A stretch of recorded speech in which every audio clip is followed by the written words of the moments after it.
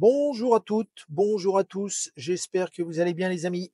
Merci de suivre la chaîne VTC. Alors nous sommes en pleine saison et j'ai pas beaucoup de temps, mais j'avoue que j'ai quand même voulu faire cette vidéo car nous sommes aujourd'hui le 24 juillet. Alors quand je vous dis pleine saison, c'est pleine saison sur la Côte d'Azur, pleine saison estivale. Toujours est-il, c'est que la dernière fois que je vous ai fait une vidéo, c'était au sujet de la communauté européenne qui avait mis en place un certain nombre d'obligations de systèmes de sécurité sur les nouveaux véhicules qui allaient rentrer en commercialisation à partir du début juillet.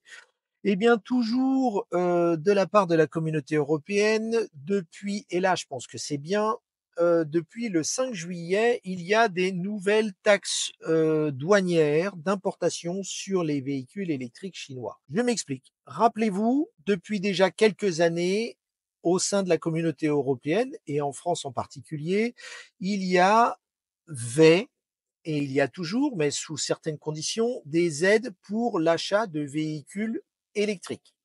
Ces aides allaient de 3 000 euros si c'était une entreprise qui achetait un véhicule jusqu'à 7 000 euros si c'est un particulier sous condition de revenu.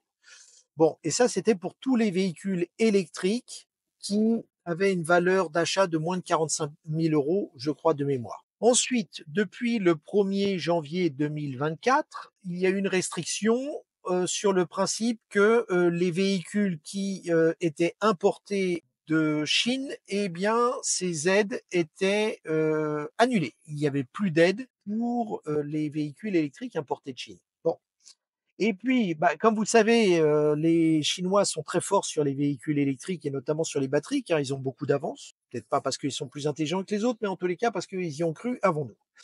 Et aussi parce qu'ils ont un certain nombre de ressources minières qui leur permettent d'avoir l'ensemble des éléments qui leur permet de fabriquer des véhicules électriques. Toujours est-il, c'est que en plus, les constructeurs chinois de véhicules électriques, bah, souvent, et ça c'est ce que pensait ou soupçonnait la communauté européenne, c'est que derrière l'État chinois, il aide beaucoup pour pouvoir avoir justement des véhicules très, très compétitifs en termes de prix, ce qui met à mal nos constructeurs européens type Volkswagen, Peugeot, Renault et j'en passe.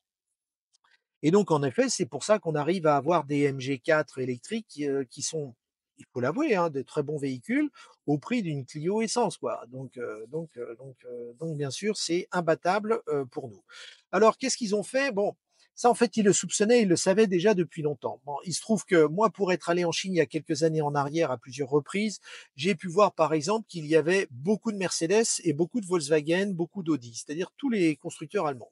Alors, je pense que pendant longtemps, il y a l'Allemagne qui a dû faire pression au sein de la communauté européenne pour précisément pas trop fâcher les Chinois pour qu'ils continuent à acheter des véhicules allemands. Bon, toujours est-il, c'est qu'il faut savoir que jusqu'au 5 juillet 2024, il faut savoir que quand on importe un produit de Chine, il y a ce qu'on appelle des taxes d'importation. Vous achetez, je sais pas moi, un téléviseur, une voiture, il y a des taxes d'importation. Et jusqu'ici, sur les véhicules électriques, la taxe d'importation était de 10%.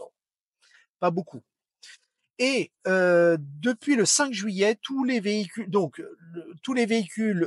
électriques chinois ont une surtaxe qui va entre 17,4% et 37,6% en plus.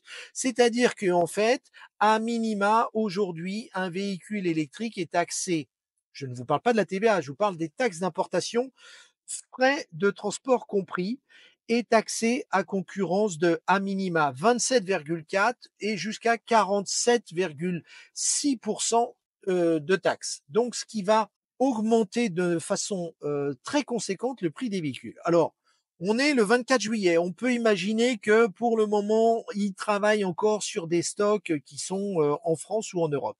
Mais en effet, pour ceux qui ont le projet d'acheter un véhicule électrique chinois, si le vendeur vous dit attention, les prix des véhicules vont augmenter, eh bien ça, c'est une certitude, puisque à minima, alors peut-être que ensuite le constructeur ou la Chine derrière va faire des efforts pour absorber une partie de cette hausse, mais une hausse entre 20 et 30% sur les frais d'importation, ça veut dire que les véhicules vont augmenter de façon significative de plusieurs milliers d'euros. anticipez-le si jamais vous avez un projet. Voilà, alors j'ai une petite liste sur les véhicules qui sont en effet concernés. Alors, pour info, pour le moment, Tesla n'est pas concerné parce que Tesla, même s'il a une usine en Chine, notamment pour la Tesla 3, eh bien, pour le moment, Tesla, c'est une boîte américaine et qui est assez transparente.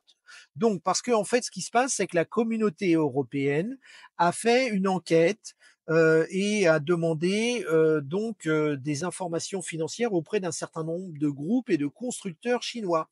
Bien entendu, bah, ces groupes en question, il y en a certains qui ont collaboré et d'autres qui n'ont pas collaboré. Donc, ce qui fait que les taxes d'importation, la surtaxe d'importation est différente en fonction des constructeurs. Donc, par exemple, un exemple, BYD dont on parle beaucoup en tant que euh, concurrent direct de Tesla. BYD, lui, il va avoir une surtaxe 17%. BYD 17%. Donc, on arrive à 27%, puisqu'il y avait les 10%.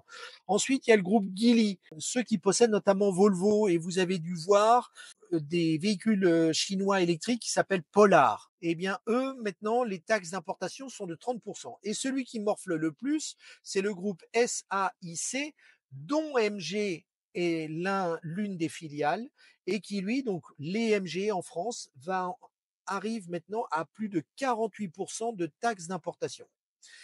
Donc voilà, bon, la liste est non exhaustive, mais en fait, en Chine, vous avez trois, quatre grands groupes qui ensuite, il y a une ramification de plusieurs marques, puisqu'il faut savoir qu'il y a près d'une centaine de marques de véhicules électriques en Chine. On n'en connaît que deux, trois en France et en Europe, mais il y en a une centaine en Chine. Bon, toutes ne tiendront pas dans les 5 ou 10 ans qui viennent. Donc, toujours est-il, c'est que depuis le 5 juillet, tout véhicule chinois électrique qui rentre en Europe a une surtaxe entre 17 et 30%.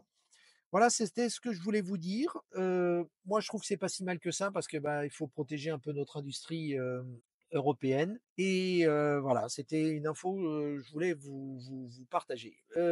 Sur ce, je vous souhaite une bonne route, une bonne saison estivale. Les JO démarrent dans 2 jours. Donc, je vous souhaite bon JO pour ceux qui sont dans les grandes villes type Paris, Lyon, Marseille, Nice. Et je vous dis, n'oubliez pas de vous abonner. Je vous dis à bientôt, les amis. À bientôt.